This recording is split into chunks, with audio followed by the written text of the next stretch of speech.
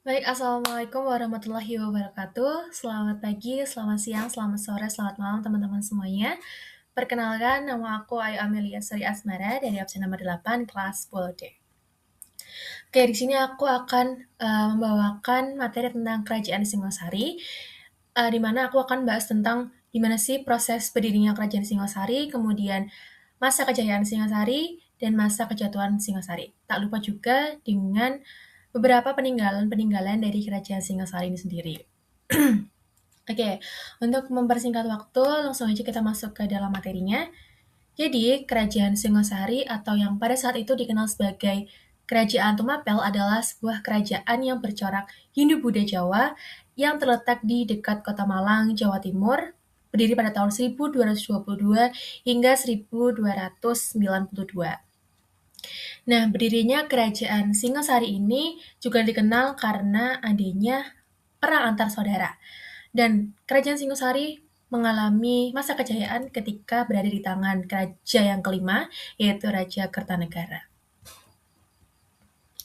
Oke, riwayat nama Singosari. Kerajaan Singosari ini berdiri awal mulanya dari runtuhnya Kerajaan Kadiri pada tahun 1045 hingga 1221, yang kemudian digantikan oleh Kerajaan Singosari pada tahun 1222 hingga 1292, dan akhirnya digantikan oleh Kerajaan Majapahit, kerajaan terakhir pada tahun 1293 hingga 1478. Nah, pada saat itu, Kerajaan Singosari itu dikenal sebagai Kerajaan Tumapel dengan ibu kotanya yaitu Kutaraja. Berdiri sekitar kurang lebih 70 tahun pada tahun 1222 hingga 1292. Oke, baik. Selanjutnya adalah sejarah raja-raja dari Singosari menurut versi Pararaton. Di sini aku akan bahas secara singkatnya aja, karena berdirinya Kerajaan Singosari itu juga tidak luput dari sejarah raja-raja Singosari ini sendiri. Menurut dari sumber-sumber acuan sejarah, yaitu Kitab Pararaton dan Kitab Nagara Kertagama, memiliki sebuah perbedaan, tapi masih memiliki satu kesatuan yang sama. Makanya dari itu, aku akan ambil dari Kitab Pararaton yang lebih spesifik. Nah, menurut dari Kitab Pararaton sendiri, raja pertama dari Kerajaan Singosari ini adalah Ken Arok atau Sri Rangga Rajasa Sang Amurwabumi. Oke, Ken Arok yang kita kenal sebagai Sri Rangga Rajasa Sang Amurwabumi ini memimpin Kerajaan Singosari pada tahun 1222 hingga 1227 Masehi. Menurut Kitab Pararaton, itu dituliskan bahwasanya Ken Arok itu awalnya hanyalah seorang anak dari petani, yaitu Ken Endok. Nah, karena Ken Endok pada saat itu tidak mampu membesarkan Ken Arok sendirian, akhirnya ibu Ken Arok atau Ken Endok ini meninggalkan Ken Arok kecil di sebuah pemakaman. Hingga pada akhirnya, Ken Arok ditemukan dan diangkat oleh seorang pencuri dengan nama Lembong. Kemudian karena Ken Arok tumbuh besar dan dirawat oleh seorang pencuri, akhirnya Ken Arok itu juga tumbuh sebagai seorang pencuri juga. Namun, suatu saat ketika ia bertemu dengan seorang pendeta dari kaum Brahmana, yaitu Logawe, ia bertekad untuk bertobat dan berada di jalan yang benar. Oke, berkat dari Logawe itu juga, akhirnya Ken Arok bisa bekerja sebagai pengawal aku atau Bupati Tumapel pada saat itu, yaitu Tunggul Ametung. Namun ketika ia mengabdi kepada Tunggul Ametung, ia bertemu dengan istri Tunggul Ametung, yaitu Ken Dedes. Di mana ketika melihat paras dari Ken Dedes, ia bertekad untuk bisa memperistri Ken Dedes tersebut.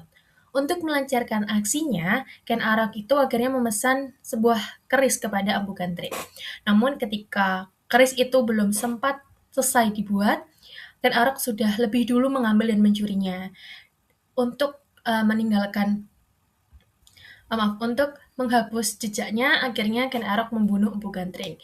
Di mana ketika detik-detik kematian Empu Gantring ini, ia sempat bersumpah bahwasanya Ken Arok nantinya akan mati di keris yang sama. Setelah ia membunuh Empu Gandring, akhirnya ia juga melancarkan aksinya untuk membunuh Tunggul Ametung. Setelah itu, ia dapat memperistrikan Dedes yang ternyata pada saat itu juga ia sedang mengandung 3 bulan anak dari Tunggul Ametung. Nah, kalau dilihat dari silsilah Rajasa di kerajaan Singosari ini, diawali oleh Ken Arok yang kemudian ia memiliki 2 orang istri yaitu Ken Umang dan Ken Dedes. Dari pernikahan Ken Dedes dengan Tunggul Ametung memiliki anak yang tadi ia kandung dengan nama Anusapati yang nantinya akan menjadi raja kedua. Kemudian pernikahan antara Ken Umang dan Ken Arok memiliki 4 anak yaitu Panji Tojaya yang nantinya akan menjadi raja yang ketiga, kemudian Panji Sudatu, Panji Wregola, dan Dewi Rambi. Sementara pernikahan antara Ken Arok dengan Ken Dedes memiliki anak yaitu Mahesa. Dan Mahesa ini nantinya memiliki anak yaitu Mahesa Cempaka. Kemudian dari Anusapati sendiri, akhirnya ia juga memiliki anak dengan nama Ronggowuni yang nantinya akan menjadi raja keempat dan memiliki anak yaitu Kertanegara yang akan nanti menjadi raja kelima. Nah, setelah Anusapati tumbuh dewasa, akhirnya berita bahwasanya Ken Arok membunuh Tunggul Ametung untuk bisa memperistrikan Dedes dan menciptakan kerajaan Singosari, akhirnya Anusapati bertekad untuk membunuh Ken Arok. Untuk melancarkan aksinya, ia akhirnya mengirimkan Ki Pangalasan untuk bisa membunuh Ken Arok. Setelah itu, jasad dari Ken Arok dimakamkan di wilayah Kagenengan, dan menurut kitab Nagara Kertagama, bahwasanya candi itu adalah bentuk bangunan pemujaan dengan corak atau perpaduan Hindu Siwa dengan Buddha. Oke, baik, selanjutnya adalah masa kepemerintahan dari Anusapati atau yang bisa kita kenal sebagai Sri Batara Anusapati. Anusapati ini menjabat pada tahun 1227 hingga 1248 Masehi. Nah, ketika masa kepemerintahan Anusapati ini, kerajaan Singosari tidak mengalami banyak perubahan. Kemudian, ternyata saat Anusapati sedang mengadu ayam, anak dari Ken Arok dengan Ken Umang, yaitu Panji Tojaya, membunuh Anusapati karena ia merasa bahwasanya jabatan raja itu lebih pantas untuk dirinya daripada Anusapati. Nah, hingga kemudian jasad dari Anusapati ini dicandikan di Candi Kidal, Malang. Selanjutnya adalah masa kepemimpinan dari Tojaya. Nah, masa kepemimpinan Tojaya ini tidak berlangsung lama, hanya selama 6 bulan pada tahun 1248. Karena pada saat itu Ronggowuni menuntut Tojaya itu untuk bisa melepaskan kekuasaannya. Untuk melancarkan hal tersebut, Ronggowuni itu dibantu oleh anak dari Mahesa, yaitu Mahesa Cempaka. Yang kemudian pada akhirnya Tojaya tewas di dekat desa Katang. Baik, selanjutnya adalah raja keempat yaitu Ronggowuni atau bisa kita kenal sebagai Sri Jaya Wisnuwardana. Nah, masa kekuasaan dari Ronggowuni ini berjalan dengan lancar, di mana ia dibantu dengan Mahesa Cempaka, anak dari Mahesa, sebagai Ratu Anggabaya. Nah, di sini mereka juga akhirnya membangun benteng pertahanan di dekat Canggolor, di mana hal ini mampu membuat proses pertanian dan perdagangan di sana itu merasa lebih aman. Kemudian pada tahun 1250-an Masehi, Ronggowuni ini juga mengangkat anaknya yaitu Kertanegara sebagai raja muda. Dan masa kekuasaan dari Ronggowuni ini berakhir ketika Ronggowuni dengan Mahesa Cempaka itu meninggal. Hingga akhirnya masa kepemerintahan Ronggowuni diturunkan kepada anaknya, yaitu Kertanegara. Nah, Kertanegara atau raja yang kelima ini adalah raja yang bisa membawa kerajaan Singosari menuju ke masa kejayaan. Kertanegara atau yang bisa kita kenal sebagai Sri Maharaja Diraja Sri Kertanegara yang menjabat pada tahun 1268 hingga 1292 Masehi ini telah membentuk sebuah tim, yaitu tim penasihat dan tim penjabat tinggi, di mana tim penasihat ini berisi Rakyan Mahadimarti Ihino, Rakyan Mahamarti I Sirikan, dan Rakyan Mahamatri I Halu. Sedangkan penjabat-penjabat tinggi itu berisi Rakyan Mahapatih, Rakyan Demung, dan Rakyan Kanuruhan. Nah, ketika kerajaan Singasari itu berada di bawah kekuasaan dari raja yang kelima, yaitu Raja Kertanegara, wilayah Singasari ini meliputi Jawa, Bali, Nusa Tenggara, Kalimantan, sebagian Pulau Sumatera hingga ke Semenanjung Malaya. Tidak hanya itu juga, kerajaan Singasari ini telah memiliki jalur perdagangan dan maritim dari Selat Malaka hingga Kepulauan Maluku. Namun, dengan itu juga Kertanegara masih memiliki ambisi untuk bisa memperluas daerah kekuasaan Singasari itu hingga ke seluruh Nusantara.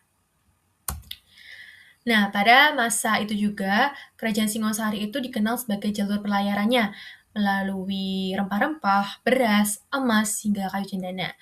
Hingga pada akhirnya, hal tersebut terdengar oleh Kubilai Khan, di mana ia akhirnya meminta kepada Kertanegara untuk kerajaan Singasari itu berada di bawah kekuasaannya. Namun, untuk menolak hal tersebut, akhirnya Kertanegara melakukan kerjasama internasional dengan Raja Campa. Lalu kita akan masuk ke jatuhan Singasari. Masa kejatuhan dari Singasari ini juga tak luput karena kerjasama internasional tadi. Karena Kerajaan Kertanegara terlalu banyak mengirimkan pasukan ke luar negeri hingga akhirnya pertahanan dalam negeri itu jadi melemah. Hal tersebut membuat Jayakatwang itu akhirnya bisa membunuh Kertanegara dan mengakhiri sistem kekerajaan di Singasari, di mana ia mengumumkan bahwasanya ia adalah raja dari Kadiri. Namun, masa Jayakatwang tidak bertahan lama, karena pada akhirnya Raden Wijaya, menantu dari Kertanegara, juga mengalahkan Jayakatwang dan mengumumkan berdirinya kerajaan Majapahit. Oke, baik. Itu tadi sejarah bagaimana berdirinya kerajaan Singasari, kemudian masa kejayaan hingga masa kejatuhan Singasari. Lalu selanjutnya kita akan melihat peninggalan-peninggalan yang ada dari kerajaan Singasari ini. Berikut ada beberapa candi yang bisa kita kenal peninggalan dari kerajaan Singasari. Nah, di sini ada Candi Singasari, Candi Kidal, Candi Jago, Candi Jawi, dan Candi Sumerawan. Nah, FYI, Candi Jago ini adalah candi berundak 3 dengan batu andesit yang menghadap ke arah barat. Tidak hanya itu, Candi Singasari. Kerajaan Singasari ini juga meninggalkan beberapa arca dan prasasti, seperti yang bisa teman-teman lihat di sini. Oke, baik. Itu tadi yang bisa aku sampaikan terkait dengan materi kerajaan Singasari. Inilah ada beberapa daftar pustaka yang aku ambil sebagai referensi materi kerajaan Singasari ini. Ada dari Gramedia, kemudian channel Kerja Cita, portal siswa, Nadia Omara, dan tak lupa juga dari LKS semester 2 kelas 10. Oke, baik teman-teman, itu tadi pembahasan singkat dari aku. Terima kasih udah mau nyimak dari awal pembahasan hingga akhir pembahasan hari ini. Mohon maaf apabila selama aku menjelaskan materi ini masih banyak kekurangan, salah kata, salah penyebutan. Aku mohon maaf, dan apabila teman-teman ada tambahan, boleh banget ditambahin. Sekian dari aku. Wassalamualaikum warahmatullahi wabarakatuh.